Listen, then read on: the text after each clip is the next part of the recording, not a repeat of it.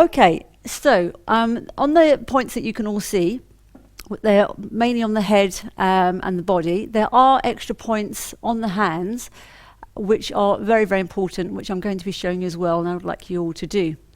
So what I'll do first, I'm just going to run through them just to familiarise ourselves with the various points. Using 2 or 3, it doesn't really matter, 4 if you like, finger pads, not the ends because that might hurt a little bit, but the finger pads. Luckily we don't need pinpoint accuracy. So if we use 3 or 4 fingers and we go over the points, we know we're going to cover the right points to stimulate right through into those energy channels. So we're going to be starting tapping on the top of the head. Again, there's no set specific time. I quite often do 5 to 8 taps at a time, and you can find your own rhythm. We're then going to be tapping in the corner of the eyes, which is linked to the bladder meridian. You can either open your hand out wide to do both sides, or you can just use both hands. When we have points on both sides of the body, it doesn't matter if you'd rather do one first and then the other, do them both together, or if you really feel inclined to work on one side especially, then that's absolutely fine. There's no rights or wrongs. I'm going to do it in a certain order because it's a good way of remembering. But if you get them out of order, that doesn't matter at all either. So after we've done these points here, we're then going to move just underneath the eye, and we're just tapping there on the bone. Then we're going to go above the top lip, below the bottom lip. Then we're going to tap on our chest. It's underneath our collarbone, but at the side of the breastbone. It's that soft tissue, just there. After we've done that, there's a point which is underneath the arm, but to the side of the nipple, on the bra strap area, really. So we're going to tap there. Again, you can do one side and then the other, or you can just do one. Now, the points I want to show you on the hand are really important as well. If we always start with our thumb facing up, we know in the right position, and we're going to just tap the outside of the thumbnail, and then we'll work through all the other fingers just to keep that flow moving. Okay, so that's the starting point. Like anything, once you've done it a few times, it becomes second nature, and you'll do it without even thinking because it will go into the subconscious. So let's all just do it together, just have a practice so we're familiar with the points, and hopefully our studio audience will join in too. Okay, so we just tap firmly on the top of our heads. Lovely. Okay, and then in the inner corners of the eyebrow. Oh, I think I forgot one last time. We're also going to do the outer part of the eyebrow. Okay, underneath the eye. And again, you want to be tapping firm enough to send that little electrical impulse into the body, but without leaving marks on your face. Just above the top lip.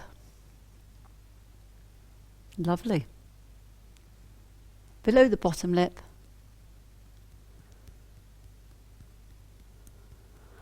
Underneath the collarbone. To the side of the breast and underneath the arm. And then let's go through the fingers. So thumb side up, the outside of the thumbnail. And then just work your way onto every fingernail as you work down. Wonderful. So we've all got that part, and now we can move on from that. Now, when we start putting the words to the tapping, unlike some other therapies, it's really important that you take this on board. We are looking to use the negative words that stimulate an emotion. Every time we've experienced an emotion, good or bad actually, our bodies produce a chemical communicator which gets stored in the 50 trillion cells of our bodies. So when we're trying to disperse something that's causing problems, that is getting in the way of our general well-being, day-to-day life, physical and emotional, we need to make sure that we're honing in on that negative emotion the body's stored. So if you're feeling really angry, I want you to really feel it and tap on anger, Because as you tap on that specific feeling, and the more you connect with that feeling, the more powerful it is, you're stimulating that chemical communicator that's been stored in the body. And that's what we want to do. When we stimulate it and bring it to the surface, we've then got this fantastic tool which will help disperse it. And that's what we want to do. This tapping I've used Joe mentioned earlier. I use it myself, my family, which we'll talk about later, and I've used it within my work. And even though over the years I've learned many tools to work with emotions, using this tapping technique has made such a significant difference to how people move on in life and how to really collapse emotions that have been around for such a long time. In many cases, people have said, I've done years of work on that. I can't believe this emotion still makes me cry, still makes me angry, or whatever it might be. And yet this simple yet incredibly powerful technique will really help disperse the way it's stored in the body.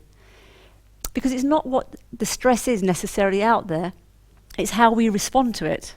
I may respond very differently to stress that you may feel. So we're all very different, and it's how we respond to that stress and how our body perceives and interprets what's going on that we store, and it does get in the way of day-to-day life. So it's really important that we are as specific as possible. If, for example, you're feeling really anxious, or you may think, I'm terrified of doing that presentation at work, and you tap on, I have some concerns, it's not really going to do the job, because it's a completely different feeling, emotion, which is linked with a completely different chemical communicator. So to make tapping really powerful, you can't do any harm, but to make it really powerful, I really want you just to spend a little bit of time and possibly even just listen to the words you use. How would I describe this feeling? I often will say to my clients, I really want you to connect with this feeling as much as you can. It doesn't always happen, but sometimes I can say to somebody, or you can ask yourself, okay, I'm feeling angry. Where can I feel it in my body? It doesn't matter if you don't feel it, and very often we do. And at that point, it helps us connect even more. So people do often say, oh dear, do I really want to be thinking about this? I've tried to box that up. But it's the boxing of the emotions that causes all the problems. So yes, we need to have some strategies in place in life so that we don't burst out in tears or anger or frustration at the drop of a hat. However, what we want to show you, which is absolutely vital, I cannot stress that enough, is when you have that time and make that time, how to release it.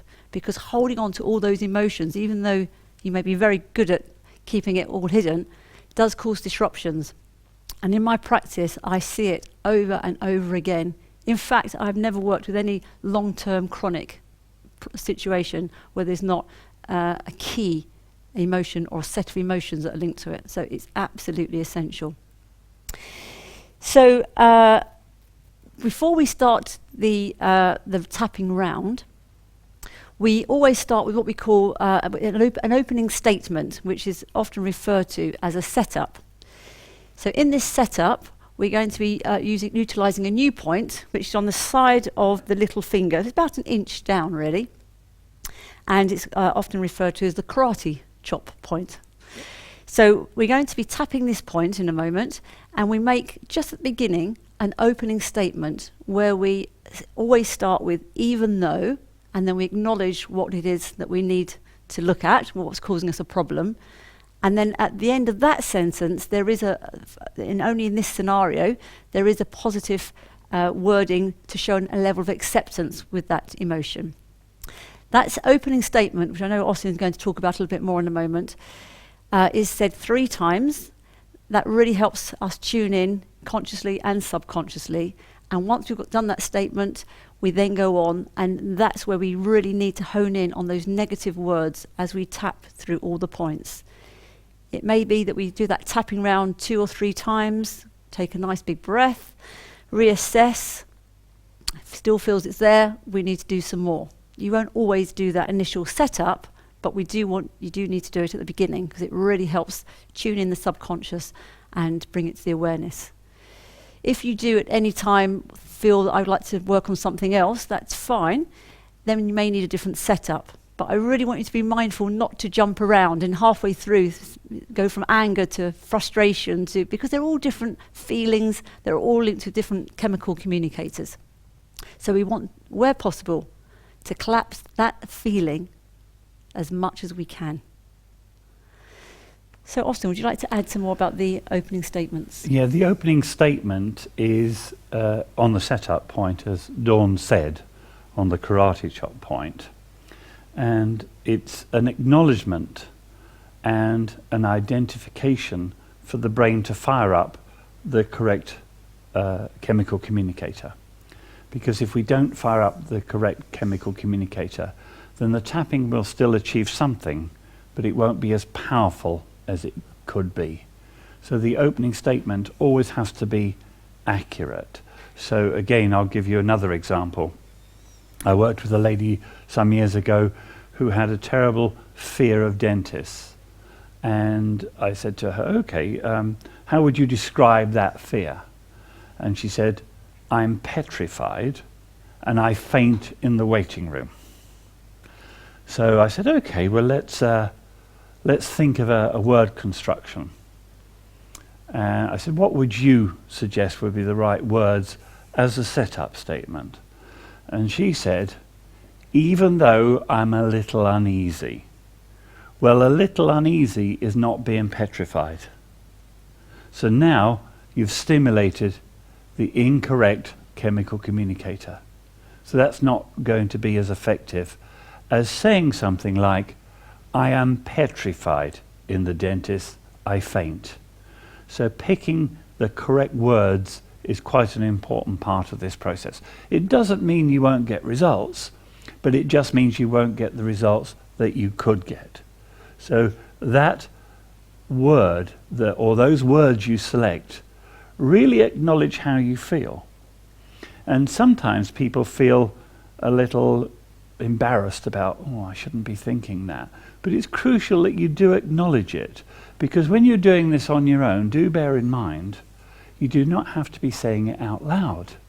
We're only saying it out loud, of course, to teach it to you all. But when you're on your own, you can be saying it inside your head. Is that okay, Dawn? Yeah, that's great. And for those of you who've looked and explored, or may go on, hopefully, to explore more information around meridian tapping, you'll see many different versions and different endings. There isn't a set way of wording it, or a set ending, because every one of us is unique, and we've all processed that emotion in our own unique way. So what may work for me may be very different than may work for Austin. So we'll give you some ideas to get going with. And what's so wonderful is that we can adapt it just for us. So the one that you'll often see if you do some research is, even though whatever the emotion is, I love and accept myself. If that works for you, that's fantastic. I don't use it that often, because what I've found in my practice is that was too big a leap sometimes for some people, just to say, I love myself. And we had to then downsize a little bit to, I could learn to love myself, or I like and accept myself. The ending that I use the most of, because a lot of my clients feel that it's really good for them, and I personally feel it resonates for me, is using the word choose. I like to have choices. I don't know about you, and a lot of my clients like to have the choice, and sometimes we don't get as many choices in our life as we may wish to have. So if we acknowledge, let's say I've got a lot of frustration with my boss. Even though I have this frustration with my boss, I choose to release it from my body. How does that sound to you all? Choose. You use it however you want to do it. We need to acknowledge the problem, even though I have this frustration with my boss. And again, even just to say, even though I have this frustration, it's a little bit vague. Let's try and make it a little bit more specific. Even though I have this frustration with my boss, I could even go on a little bit further. He never listens to anything I say, and it just really slows everything down. I choose to release it from my body. So that takes a little bit of thinking about. Again, there's no right or wrong. The more we practice, like any new skill, the more you'll get to know what's right for you. And it may be you have to adapt it so it feels more fitting to what you want to look at.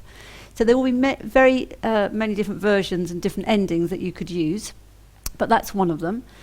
And then you'll go on, if we use that example, and then we really go through the points and really try to connect with that frustration. You really want to feel it, because that's the opportunity of collapsing it.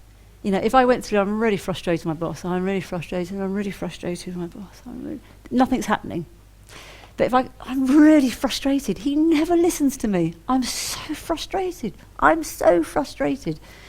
That is when the memory and the feeling of that memory becomes active in your body. And that is exactly the way we need to collapse it. So please take that time and really connect with that feeling. You may even have to think back at the last time, if I go back to that same example again. I work for myself, by the way, so I haven't got a boss who's frustrating me.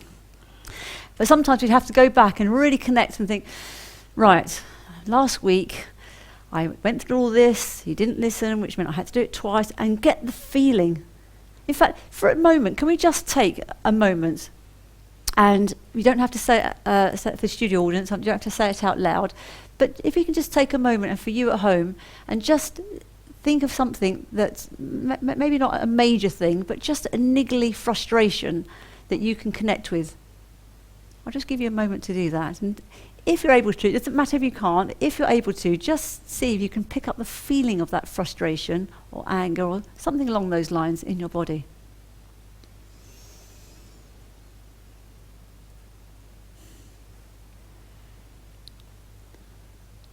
Anybody connecting with anything from the recent past? And I'm getting something here from Sarah. What's that in the recent past? Yeah, it was. Yeah. Yeah. Okay, so you don't have to tell us, Right. but just focus on it. If you feel you want to tell us, that's fine, but you don't have to. Mm-hmm. So can you connect with the feeling? Yeah, it's frustration of, I guess, what you would call like a role model figure, maybe, in my life. And just kind of, I feel like I learn from him, but then I feel like sometimes I'm not learning what I want. So yeah, and I get quite frustrated with what I'm taking in from his. Yes, and I'm sensing in that this Yeah. has been a long time coming. Yeah. Would that be fair to say? Yeah. Because it seems, as I'm reading you, it's quite long in the process. So yeah, I can sense that. Okay. Yeah. Could we all tap on that together? There's Yes, another we can practice all run. tap on that. So Okay. So what we'd like you to do, Sarah, is to connect with the feeling and how it feels now, and don't tell us, but see how it might change after we've all tapped on it for you, and you'll be tapping along as well. Okay. So we start from the karate chop point. You get group benefits here. Yeah. Dawn, if you'd like to lead it. Okay. Well, are you happy to say, would you like to do it in your head? Because I don't know if you want to share it out loud with the name of the person. If I just say even though, and can you put This person, I suggest. this person, Even Okay. though this person. yeah, is creating a feeling of frustration in my body? Or I'm feeling frustrated with this person. Yeah. What is best for you? Yeah, even though I'm frustrated with this person. Okay, Okay. yeah. And is choose a nice... Choose, yeah, choose choose is a fine. good one, isn't it? Okay. I choose to release it from my body. Okay. Let's do that. All of us. Okay. So even though I'm frustrated with this person, let's do it Even together. though Even though I'm frustrated with this person, I choose to release it from my body. I choose to release it from my body. Again. Even though I'm frustrated with this person, Even though I'm frustrated with this person, I choose to release it from my body. I choose to release it from my body. Even though I'm frustrated with this person, Even though I'm frustrated with this person, I choose to release it from my body. I choose to release it from my body. And just pause just for a moment, because on that last statement, Sarah, there was a little bit of guilt about feeling it. Right. Okay. Okay, so I just want you to be aware of that. Yeah. Okay, but we can continue, but I just want you to keep hold of that feeling, that emotion that you've just expressed, whether you Yeah. know or not, you've just expressed it. Yeah. So keep hold of that feeling as well, and we'll continue the process. Okay. So we've done the setup. Okay, so we're going to keep it really simple. We are going to expand, but for now we're going to keep it really simple and just work on frustration. So as we all tap, I particularly want you, Sarah, to see as much as you can if you can really connect with that feeling in your body. Mhm. If you can't, it doesn't matter. Do what you can, okay? Okay. So if I say it first and then we all say it together afterwards, you get all that extra benefit. Okay. Okay, so frustration, Frustration. frustration, Frustration. frustration, Frustration. frustration, frustration, frustration. Keep connecting. Frustration, frustration. And our fingers. Frustration, frustration, frustration, frustration. Frustration. Now I'd like you just to take a nice big breath in and a slow breath out. Just take a moment and assess if anything's changed.